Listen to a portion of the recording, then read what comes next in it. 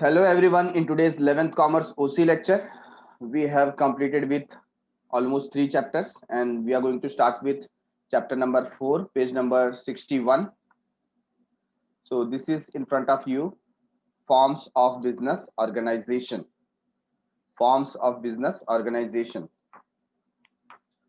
हम यहाँ पर देख रहे हैं कौन से ऐसे बिजनेस ऑर्गेनाइजेशन हैं और उनके लिए रिक्वायरमेंट क्या क्या है.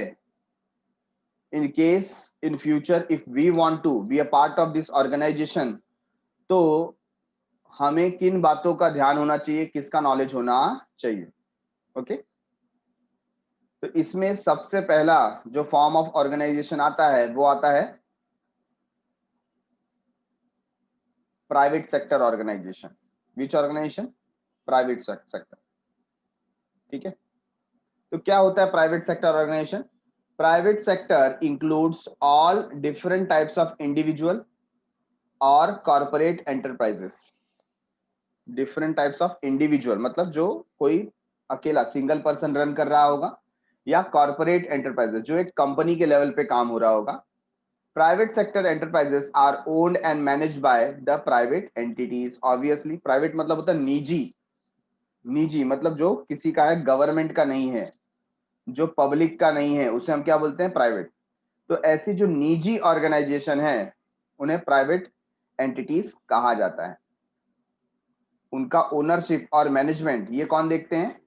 Private entities. कौन देखते हैं? Private entities. These private sector enterprises are mostly characterized by certain common characteristic like private initiative. है ना, यहाँ पर गवर्नमेंट इनिशिएटिव नहीं होता. एक फीचर इसका क्या है? Private initiative. जैसे आपको खुद का कोई बिजनेस स्टार्ट करना है तो इनिशिएटिव कौन लेगा? आपको ही लेना पड़ेगा. उसमें गवर्नमेंट आके आपको हेल्प नहीं करेगी. अच्छा आपको बिजनेस ओपन करना है तो हम आपकी मदद करते हैं, ऐसा गवर्नमेंट वाले आके बोलेंगे नहीं.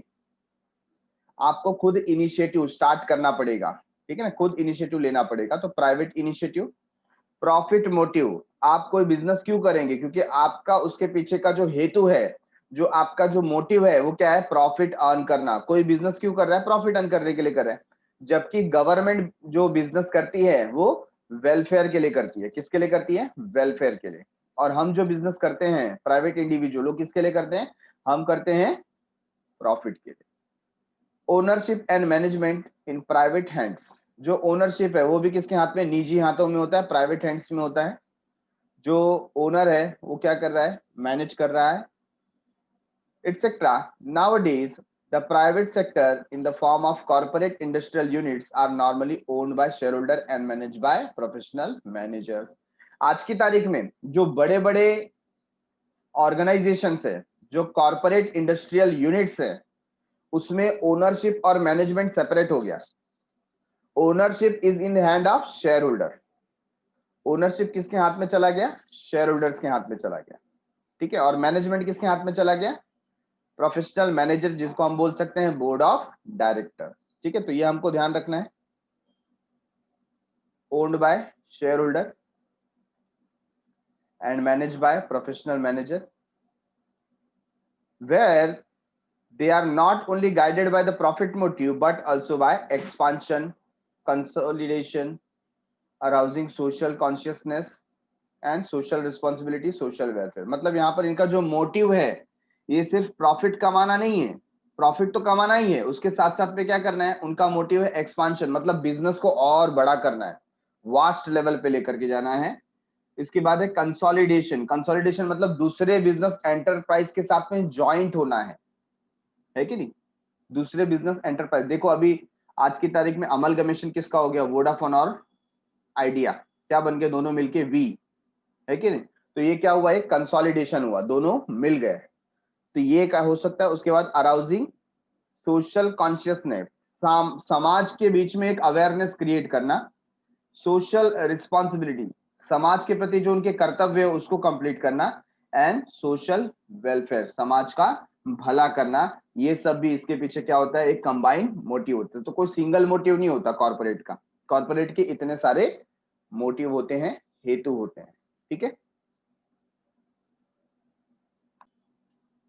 So let's now move towards the meaning. Meaning क्या लिखा है देखिए.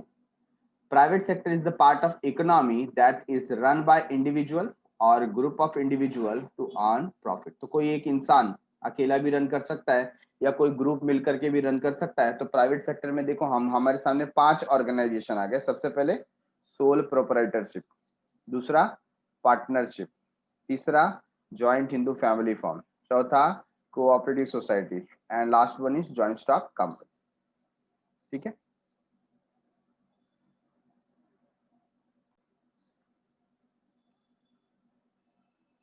so let us learn ahead. The importance of private sector in Indian economy can be witnessed from the tremendous growth of Indian BPOs. BPOs क्या होता है?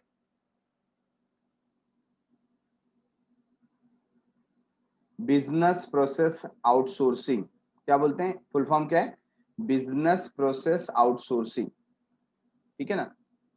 Then software companies, then private banks and financial service companies. तो क्या बता दिया आज इसमें जो हमको ग्रोथ दिखाई दे रहा है, किसकी किसकी बात की?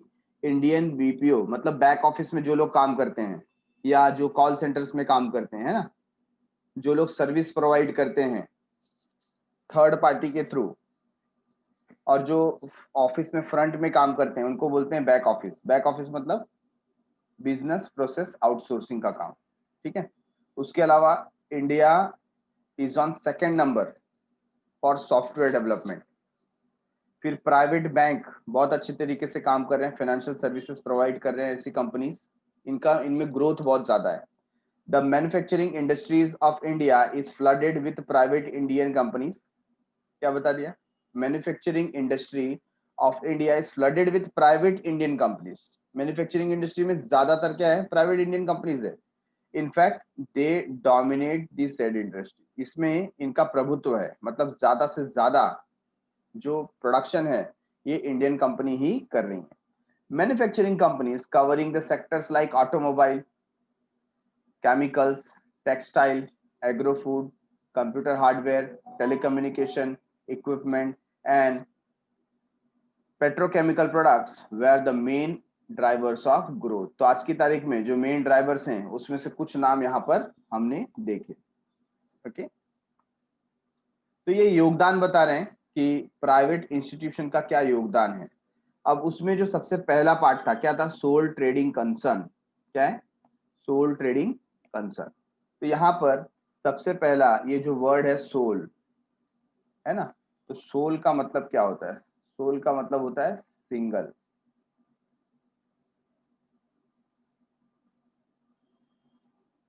ठीक है, सोल का मतलब क्या होता है? सिंगल। तो यहाँ पर देखो लिखा है सोल प्रोप्राइटरशिप, मतलब सिंगल ट्रेडर या सिंगल ट्रेडिंग, मतलब ऐसा व्यक्ति जो अकेले सब कुछ देख रहा है। सब कुछ देख रहा है मतलब वो ओनर भी है, वो मैनेजर भी है, वो अकाउंटेंट भी है,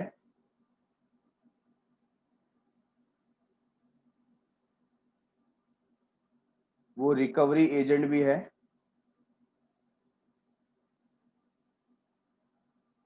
एडमिनिस्ट्रेटर भी है,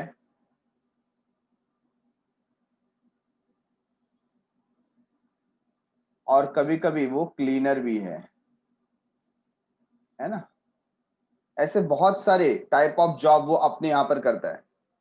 आप देखिए, आपने कई बार देखा होगा जो गोल्ड स्मिथ होते हैं, गोल्ड स्मिथ पता है ना आपको, कोई जो सोनार की दुकान है वहां पर जो साफ सफाई करने वाले होते हैं ना वो खुद ओनर ही होते हैं। तो वो वहां पर क्या करते हैं? क्लीनिंग का काम भी करते हैं, पूरा संभालते भी हैं, शॉप को ओपन करने से लेके बंद करने का सारा काम खुद से ही करते हैं। तो दे आर सिंगल ट्रेडर। उन्होंने किसी के साथ पार्टनरशिप नहीं की है, अकेले ही पूरा बिजनेस संभालते हैं। अगर वो नहीं आए तो उस दिन बंद हो जाएगा बिजनेस, ऐसी स्थिति होती है। तो यहां पर देखा जाए तो छोटा बिजनेस होने के नाते इनको सब खुद से करना पड़ता है। दे आर नॉट प्रोफेशनल, उनको अकाउंटिंग इतना अच्छे से नहीं आता, बट जो भी आता है वो एक बुक में लिख देते हैं, है ना। हाँ, इतने का गुड्स गया, इतना पैसा आया, लिख दिया, जितना आता है उतना काम करते हैं। रिकवरी एजेंट मतलब किसी से कुछ उधारी बाकी है वो जाकर के पैसे मांगना, पूरा का पूरा बिजनेस को संभालना, मैनेज करना, क्लीनिंग करना, और ओनर तो खुद है ही वो, ठीक है। In the history and development of commerce, there are various forms of business organization. It begin from sole trading concern. तो हमारी ये जो जर्नी है फॉर्म्स ऑफ बिजनेस ऑर्गेनाइजेशन का, कहां से स्टार्ट होता है? सोल ट्रेडिंग कंसर्न, शॉर्ट में एसटीसी बोलते हैं। क्या बोलते हैं? एसटीसी, ठीक है। Sole trading concern, sole proprietorship is the oldest and simplest form of the organization. तो भाई छोटा सा शॉप ओपन करना कोई डिफिकल्ट टास्क नहीं है, ये सबसे पुराना और सबसे सिंपल तरीका है बिजनेस करने का, ठीक है।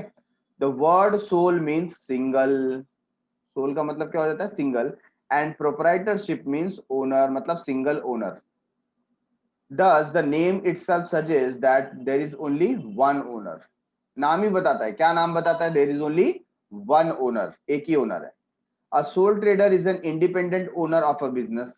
वो अकेला क्या है? इंडिपेंडेंट है, किसी के ऊपर डिपेंड रहने की जरूरत नहीं, किसी से बार बार पूछने की जरूरत नहीं, अपने डिसीजन खुद ले सकता है, उसे हम बोलते हैं इंडिपेंडेंट।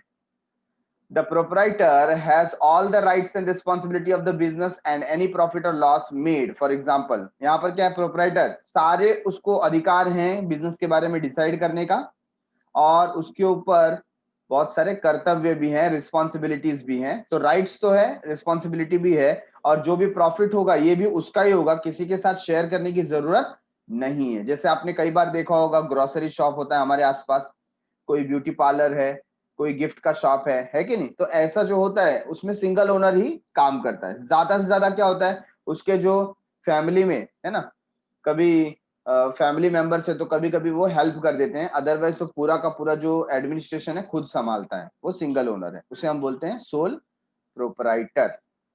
बराबर है।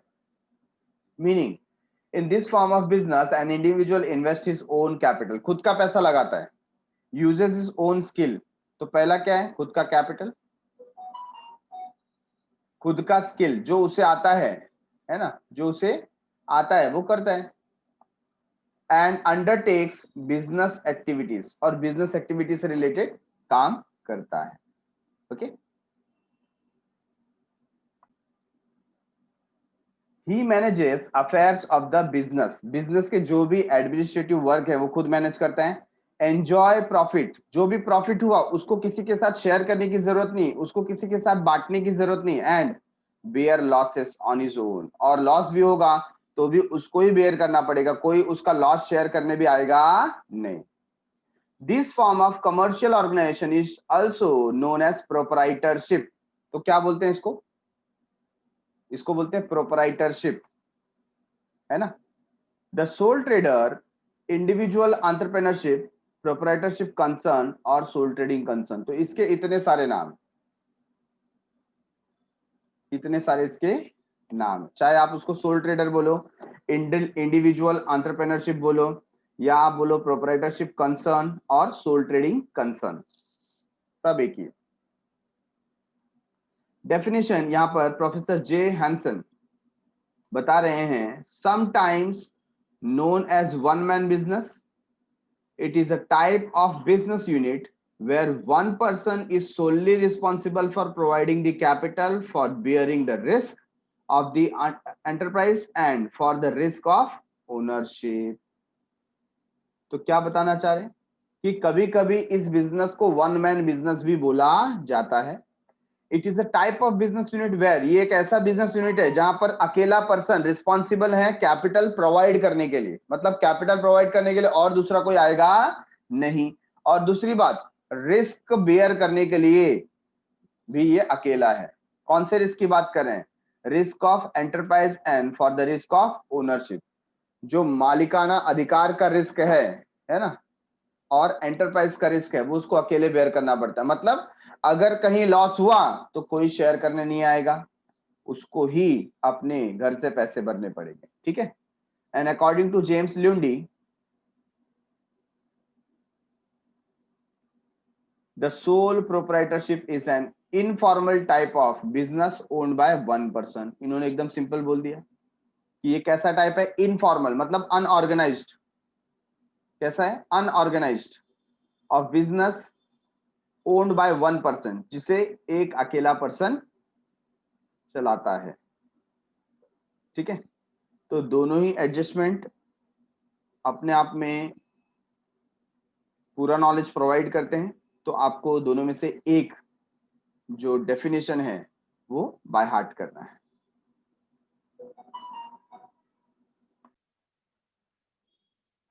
Now check the features. अभी जब आप सोल प्रोप्राइटरशिप रीड कर रहे हैं, आपके माइंड में क्या पिक्चर क्रिएट होना चाहिए? आपके आसपास जो रिटेलर हैं, है ना, जो स्मॉल रिटेलर्स हैं, उसको जब आप देखते हो तो आपको पता चलता है कि वो अकेला पर्सन ही ओनर है ज्यादातर। I am not talking about partnership firm, partnership के बारे में बात नहीं कर रहा हूं। अकेला पर्सन ही शॉप का क्या है, मालिक है, और सारी चीजें वही डिसाइड करता है।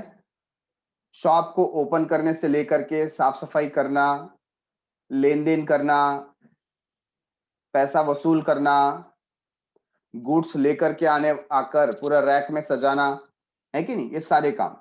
तो उसको माइंड में रख करके हमको एक एक पॉइंट यहां पर देखना है। First point is individual ownership. Individual ownership मतलब अकेला व्यक्ति जो कौन है, मालिक है, मतलब इस फर्म का दूसरा और कोई मालिक नहीं है, single owner. There is only one owner in sole trading concern. He invest all the capital, capital का जो भी रिक्वायरमेंट होता है वो खुद लाता है, पैसा लगाता है, required for the business. He owns all the assets of the company, company या ये जो बिजनेस है, बिजनेस के सारे एसेट्स इसके नाम पर ही रहते हैं। he owns all the asset of the business. He also remains responsible for all the liabilities of the business. Business के जितने भी कर्जे हैं, लाइबिलिटीज हैं, उसके लिए भी ये रिस्पॉन्सिबल है। ठीक है, रिस्पॉन्सिबल होने का मतलब क्या हो जाता है, कल को जाकर के अगर बिजनेस लॉस में गया और उसका पैसा बिजनेस से नहीं निकल पाता है, तो ऐसे केस में जो ओनर है उसका प्राइवेट प्रॉपर्टी बेच करके भी पैसा वसूला जाएगा। ठीक है, तो ये रिस्पॉन्सिबल है। No sharing of profit and risk, क्योंकि ये अकेला ओनर है तो किसी के साथ प्रॉफिट शेयर करना या लॉस को शेयर करना या रिस्क को शेयर करना यहां पर पॉसिबल नहीं है। क्यों? क्योंकि ओनर ही अकेला है, किसी और का इसमें पैसा लगा नहीं है, तो और क्यों कोई उसका प्रॉफिट मांगेगा, कोई लॉस का शेयर मांगेगा, कोई रिस्क का शेयर मांगेगा, ऐसा और कोई मांगने वाला नहीं है। ये अकेला ही प्रॉफिट एंजॉय करता है और लॉस और रिस्क को बेयर करता है। The proprietorship is a single owner of the business. There is nobody to share his profit और लॉसेस। उसका प्रॉफिट और लॉस शेयर करने के लिए कोई नहीं है। He enjoys the profit of the business as well as he bears the all risk alone. तो ये पर्टिकुलर जो लाइन है वो आपके आंसर में आनी चाहिए। ठीक है,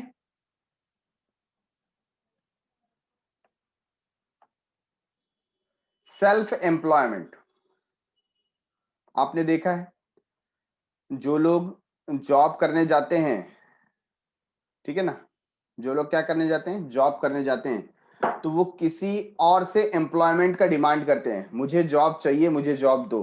बट यहाँ पर सोल ट्रेडर ऐसा नहीं, उसने अपने आप को ही एम्प्लॉय किया, मतलब खुद को जॉब दिया, उसने खुद काम करता है सब। A sole trading concern is the best suitable for the self employment. Any unemployed person can start business. जो भी पर्सन बेरोजगार है उसको क्या कर देना चाहिए, बिजनेस स्टार्ट कर देना चाहिए। इवन एक छोटा सा ढाबा भी ओपन कर दिया, है कि नहीं, या कोई भी फूड स्टॉल लगा दिया, वड़ा पाव, समोसा पाव, चाइनीज भेल, वो भी पर्सन को हम क्या बोलेंगे, सोल ट्रेडर। ठीक है, small capital and earn for his livelihood. उसका जीवन व्यापन करने के लिए, उसको रोजमर्रा का जो पैसा लगता है वो कमाने के लिए वो छोटा सा भी बिजनेस स्टार्ट कर सकता है। He gets a source of income by starting his own business. खुद का बिजनेस स्टार्ट करने पे उसको सोर्स ऑफ इनकम मिलता है। Getting it? Point number 4 is local market operation. ये जो सोल ट्रेडर है बहुत ही स्मॉल लेवल पे बिजनेस कर रहा है, ज्यादा से ज्यादा इसका जो दायरा होगा वो 1 किलोमीटर तक का हो सकता है, ठीक है ना, या 2-3 किलोमीटर तक का हो सकता है। तो सोल प्रोपराइटर ऐसा है जो लोकल मार्केट में काम करता है, वो नेशनल मार्केट में काम करता नहीं है, रीजनल मार्केट में काम नहीं करता, लोकल मार्केट में काम करता है। Large amount of capital and expert managerial ability is required for large scale. अगर आपको बड़ा बिजनेस करना है तो आपको दो चीजें चाहिए, एक तो ज्यादा कैपिटल चाहिए और दूसरा आपके पास एक्सपर्ट नॉलेज होना चाहिए, एक्सपर्ट मैनेजरियल एबिलिटी होनी चाहिए। ये अगर दो चीजें आपके पास है तो आप क्या कर सकते हो, लार्ज स्केल बिजनेस कर सकते हो। लेकिन ये दोनों ही चीजें सोल ट्रेडर के पास नहीं है। Sole trader has limited capital, उसके पास क्या होता है, limited capital and limited managerial ability, और मैनेज करने की भी क्षमता कैसी होती है, कम होती है। Hence generally a soul trader operates in local market. Generally होंगे ऐसे कोई इक्का दुक्का केसेस, विरले केसेस होंगे जहां पर सिंगल प्रोप्राइटर ने नेशनल लेवल का बिजनेस किया होगा, बट जनरली हम बोल रहे हैं 90% ऑफ द केसेस में क्या होता है, जो सोल ट्रेडर होता है वो लोकल मार्केट में ही बिजनेस करता है। Point number 5, no separate legal status. ये जो हमारा सोल ट्रेडर है उसको कोई सेपरेट लीगल स्टेटस नहीं मिलता, ठीक है ना। फॉर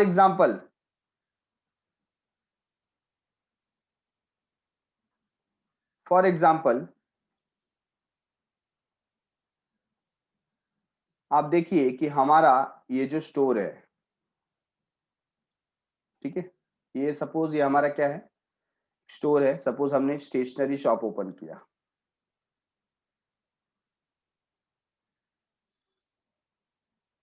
बराबर है, ये स्टेशनरी शॉप हमने ओपन किया। अब अगर कोई असेट परचेस करना है, सपोज कोई असेट परचेस करना है, यहां पर हमें फोटोकॉपी मशीन रखनी है। आपने मालूम होगा ना, जेरोक्स मशीन होती है, फोटोकॉपी मशीन। तो ये फोटोकॉपी मशीन यहां पर रखी हुई है।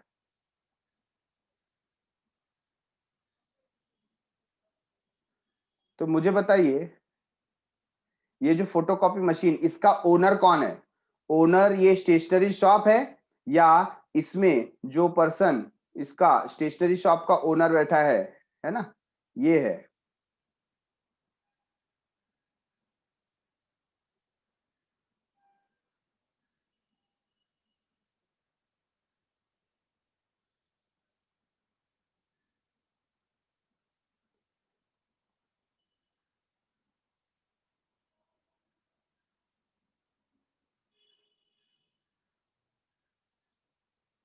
ये इसे हम बोलेंगे ओनर या सोल ट्रेडिंग या सोल ट्रेडर। अब ये जो सोल ट्रेडर है, मुझे बताइए, ये स्टेशनरी शॉप इसके नाम पे ये असेट रहेगा या ओनर के नाम पे असेट रहेगा, किसके नाम पे असेट रहेगा। तो करेक्ट आंसर इज कि ये जो भी असेट रहेगा, whether it is washing machine, whether it is xerox machine, और वहां पर जो भी टेबल होगा, ठीक है ना, जो भी फर्नीचर लगा होगा बिजनेस के अंदर, जो भी कोई असेट है वो किसके नाम पे रहेगा, ओनर के नाम पे। और इनकेस कोई अगर लायबिलिटी रहेगी तो वो भी किसके नाम पे रहेगी, ओनर के नाम पे, ओनर को ही पे करना है। तो हम बोल सकते हैं कि यहां पर कोई सेपरेट लीगल एंटिटी नहीं है, ओनर ही शॉप है, शॉप ही ओनर है ना। अगर हमारे ओनर को कुछ हो गया, फॉर एग्जांपल हमारे ओनर का डेथ हो गया, तो क्या ये बिजनेस चलेगा, नहीं, ये बिजनेस बंद हो जाएगा, क्योंकि वो तो सोल ट्रेडर था। अब कौन आएगा बिजनेस चलाने के लिए, गेटिंग इट। तो यहां पर यही प्रॉब्लम है कि कोई सेपरेट लीगल एंटिटी नहीं होती, नो सेपरेट लीगल एंटिटी, मतलब सेपरेटली इसकी कोई पहचान नहीं है, किसकी, हमारे शॉप की या सोल ट्रेडिंग कंसर्न की, ठीक है ना। जो भी पहचान है वो किसकी है, वो ओनर की है, getting it.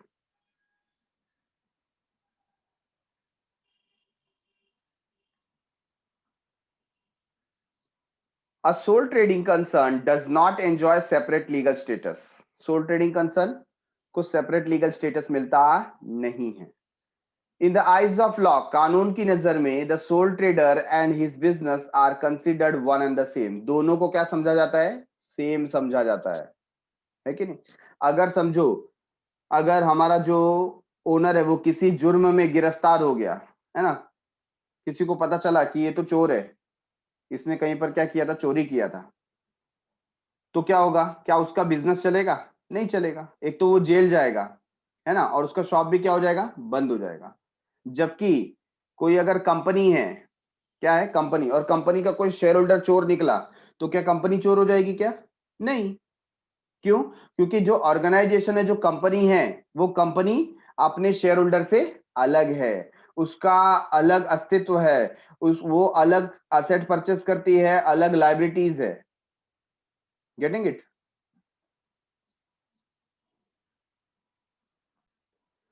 So we have completed 5 points. What was the question? Question was features of sole trading concern.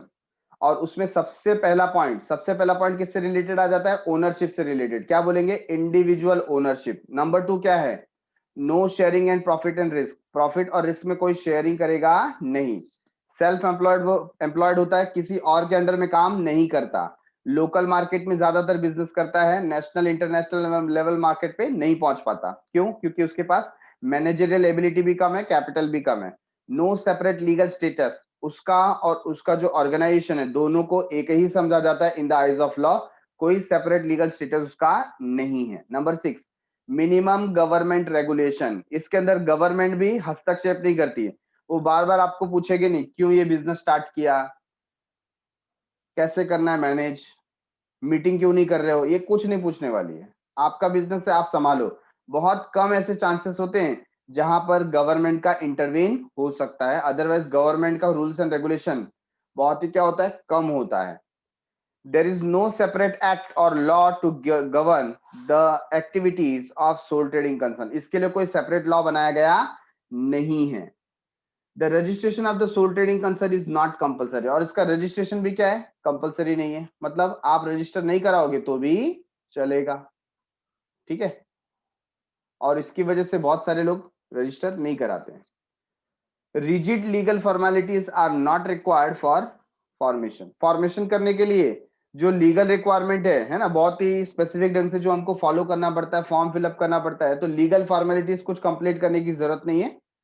क्यों नहीं है? क्योंकि फॉर्मेशन करते समय आप कहीं रजिस्ट्रेशन ही नहीं कराते हो।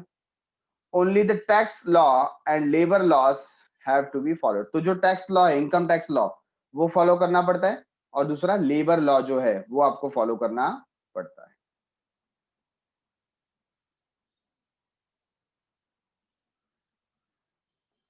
पॉइंट नंबर 7 पॉइंट नंबर क्या है? Unlimited liability.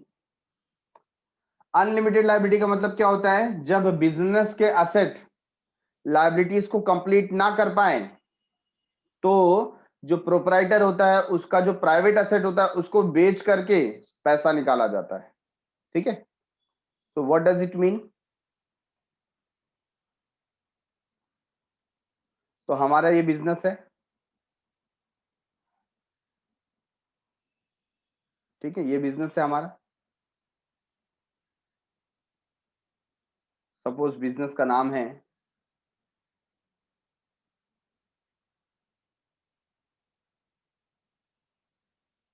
कल्पतरु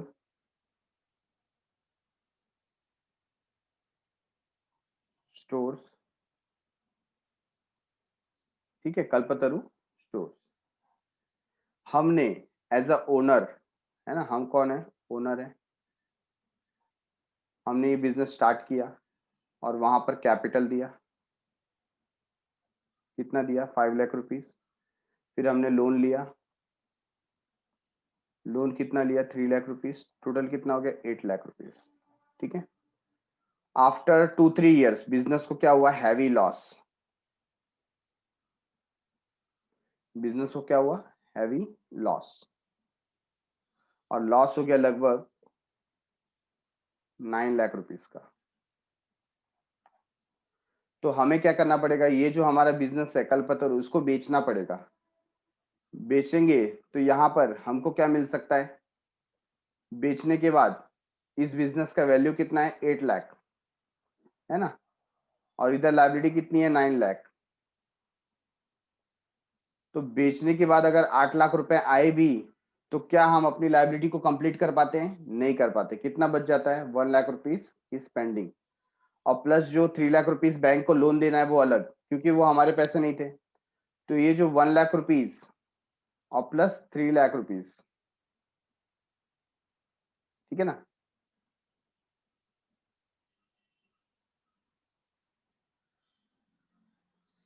ये दोनों अमाउंट क्या है? पेएबल। मतलब बिजनेस का सारा असेट बेचने के बाद भी हम उनकी लायबिलिटी नहीं पे कर पा रहे हैं, तो ये जो पैसा है वो कैसे वसूल करेंगे? जो हमारा ओनर है उसका जो प्राइवेट प्रॉपर्टी है, कौन सा property? Private property. Private property में उसका जो घर, जमीन, जायदाद, मोटर व्हीकल, जो भी असेट उसके पास है सब बेच देंगे, और फिर ये जो पैसा रह गया है उसको निकाला जाएगा। तो मतलब इसका जो प्राइवेट प्रॉपर्टी है हमेशा किस में रहता है? रिस्क में। इसी को हम बोलते हैं अनलिमिटेड लायबिलिटी। क्या बोलते हैं? Unlimited liability. मतलब बिजनेस के सारे असेट्स और लायबिलिटी बेचने के बाद भी आप अपनी लायबिलिटीज को कवर नहीं कर पा रहे हो, तो यहां पर ओनर जो होगा उसका घर का प्रॉपर्टी भी नीलाम हो जाएगा, बिक जाएगा। ठीक है।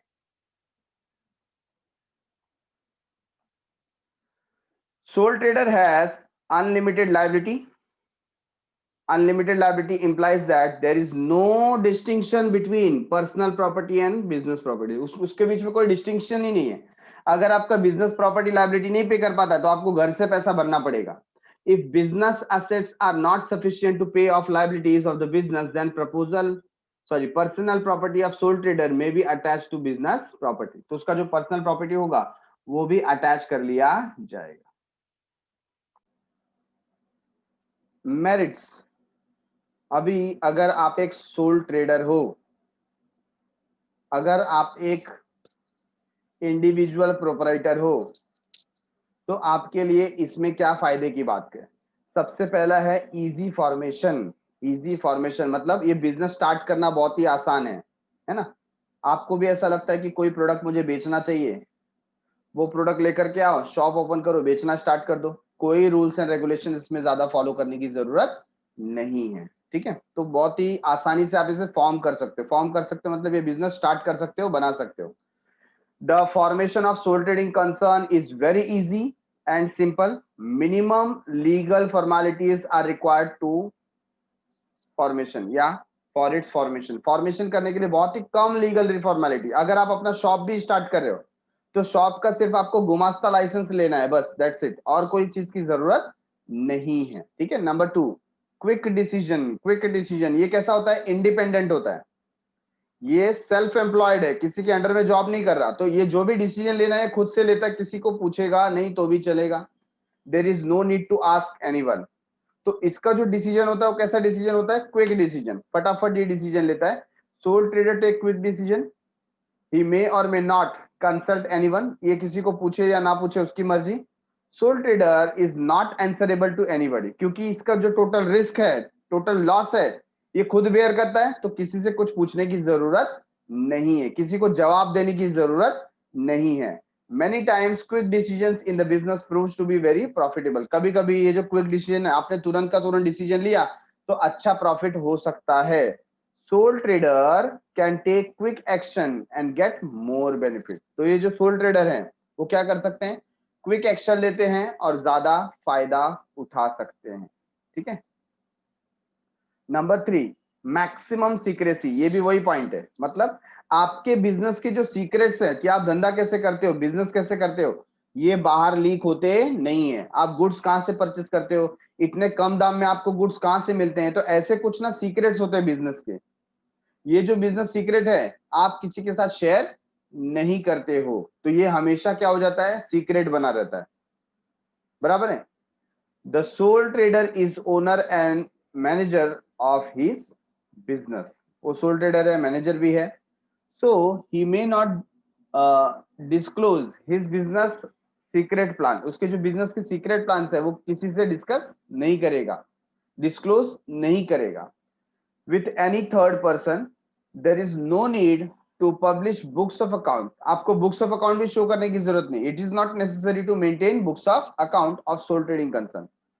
तो सोल ट्रेडिंग कंसर्न को बुक्स ऑफ अकाउंट मेंटेन करना जरूरी नहीं है। So maximum secrecy can be maintain. अब कोई वहां पर सलाह के लिए आता ही नहीं है, ये किसी से पूछता ही नहीं है, खुद डिसीजन लेता है, दूसरा कोई ओनर भी नहीं है, तो यहाँ पर इसके जो बिजनेस की सीक्रेसी है वो हमेशा सीक्रेट बनी होती है, वो लीक होती नहीं। ठीक है।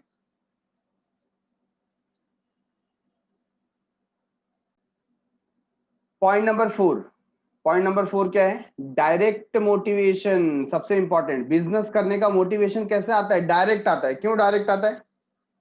क्योंकि सारा का सारा प्रॉफिट किसको मिलने वाला है? सोल ट्रेडर को मिलने वाला है कि नहीं? तो अगर सोल ट्रेडर को सब कुछ मिल रहा है तो वो मोटिवेट होता है। कैसे, क्या होता है? Motivate.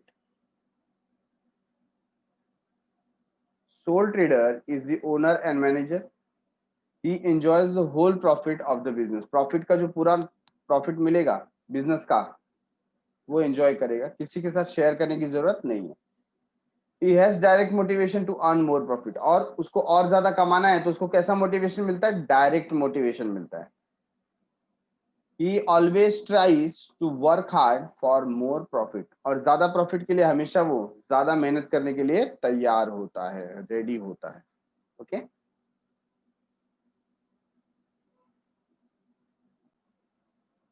Point number 5, flexibility. Flexibility सुना सुना लागे या देखा है पहली बार? बोलिए, फ्लेक्सिबिलिटी ये वर्ड कहीं सुना है आपने? So what do you mean by flexible? Flexible का मतलब होता है कि as per the situation you can change yourself, you can mould yourself. ठीक है ना? तो जो फ्लेक्सिबल होते हैं वो लोग अच्छे से सरवाइव कर पाते हैं। तो हमारे यहाँ पर क्या बता दिया है, जब आप सोल प्रोपराइटर हो, आपका बिजनेस बहुत ही छोटा है, आप लोकल लेवल पे बिजनेस कर रहे हो, इनकेस कुछ ऐसा हुआ कि आपको अपना बिजनेस मॉडल चेंज करना पड़ा, है ना? आप सपोज आप रेडीमेड गारमेंट का बिजनेस कर रहे हो और अचानक आपको लगा कि नहीं, अभी सिचुएशन ऐसी नहीं है कि मेरा ये बिजनेस चलेगा, तो आप वो बंद करके तुरंत दूसरा भी बिजनेस स्टार्ट कर सकते हो, आपकी मर्जी। आपका इतना बड़ा कोई कैपिटल इन्वेस्टमेंट नहीं हुआ है ना? तो it is very much flexible. आपने देखा होगा ना, रिटेलर अपने शॉप कभी भी चेंज कर देते हैं। ये जो छोटे छोटे हॉकर्स होते हैं, है ना, ये लोग क्या करते हैं, जो वेजिटेबल का बढ़िया सीजन होगा तो वेजिटेबल बेचेंगे, नहीं तो फ्रूट्स बेचते हैं, या तो ये सबसे भी नहीं चला तो प्लास्टिक मटेरियल बेचना चालू कर देते हैं। तो they are very much flexible, क्योंकि कैपिटल इन्वेस्टमेंट बहुत कम है, तो ये सिचुएशन के हिसाब से तुरंत चेंज हो जाते हैं। Being the only decision maker of the business, sole trader can make quick changes as per the situation. तो सिचुएशन के हिसाब से वो क्या करते हैं? क्विक चेंजेस करते हैं। He can expand his business, वो बिजनेस को बढ़ा सकते हैं। ही में change the line of his business, business का लाइन कभी भी चेंज कर सकते हैं। आज ये प्रोडक्ट बेचना है, इसको बंद करके दूसरा चालू कर देंगे, उनकी मर्जी। He can change his business policies if required. अगर उसको अपनी पॉलिसीज चेंज करना पड़े तो पॉलिसीज भी वो चेंज कर सकता है। ठीक है। Sixth one is lower cost. क्या बता दिया? Lower cost. The sole trader is sole manager of his business. He controls the activity of the business. सब काम खुद ही करता है, और सब काम खुद ही करता है तो किसी को पेमेंट देने की जरूरत है क्या? नहीं, इसका कॉस्ट बहुत कम होता है। He always try to minimise the wastage, wastage कम से कम हो, which result in to lower the cost of the operation. तो कॉस्ट ऑफ ऑपरेशन क्या हो जाता है? बहुत ही कम हो जाता है। ठीक है। And seventh one, efficiency. A sole trader enjoys the whole profit of the business. He tries to maximize his profit by reducing wastage in his business. तो यहाँ पर इसकी एफिशिएंसी ऐसे इंक्रीज हो जाती है, कैसे कि जो भी प्रॉफिट मिल रहा है इसको अकेले को मिल रहा है, तो ये मोटिवेटेड रहता है कि जो कमाना है मुझे ही कमाना है, तो क्यों ना मैं ज्यादा एफर्ट पुट करूं ताकि मुझे ज्यादा बेनिफिट हो। तो कहीं ना कहीं ये वेस्टेज को कम करता है और अपनी एफिशिएंसी और बढ़ाता है। He avoids wastage like wastage of money, time, material and effort. तो ये सब का वो वेस्ट नहीं होने देता। Getting it? तो आज हमने दो चीजें कवर की, एक हमने कवर किया features of sole trading concern. Features में था individual ownership, number 2 no sharing of profit and risk, number 3 self employment, number 4 local market operation, number 5 no separate legal status, number 6 minimum government regulation and number 7 unlimited liability. अब हम merits में देख रहे हैं, merits में हमने point cover किया। Formation बहुत इजी है, आप तुरंत डिसीजन ले सकते हो, क्विक डिसीजन। मैक्सिमम सिक्रेसी का बेनिफिट आपको मिलता है, किसी से कोई बात शेयर करने की जरूरत नहीं है। डायरेक्ट मोटिवेशन, पूरा प्रॉफिट आपको मिलता है तो आप हमेशा मोटिवेटेड रहते हो। फ्लेक्सिबिलिटी, जब चाहे तब आप बिजनेस का मॉडल चेंज कर सकते हो। लोअर कॉस्ट, आप हमेशा ध्यान रखते हो कि वेस्टेज कम से कम हो, ठीक है, तो कॉस्ट आपका कम होता है। एंड एफिशिएंसी, सारा प्रॉफिट आपको मिलता है तो आप वेस्टेज को कम करके अपनी एफिशिएंसी बढ़ाते हो ताकि प्रॉफिट और ज्यादा हो। ओके, तो समय समाप्ति की घोषणा हो चुकी है, डन फॉर द डे। आज हमारे सामने जो दो क्वेश्चन है, इन क्वेश्चन को हम एटलीस्ट 3 टाइम्स लिखेंगे और जो डेफिनेशन हमने किया वो डेफिनेशन हम 10 टाइम्स लिखेंगे। मिलते हैं अगले एपिसोड में with more forms of organization and demerits of soul trading concern, ठीक है। Thanks a lot, bye bye, शब्बा खैर, सायोनारा।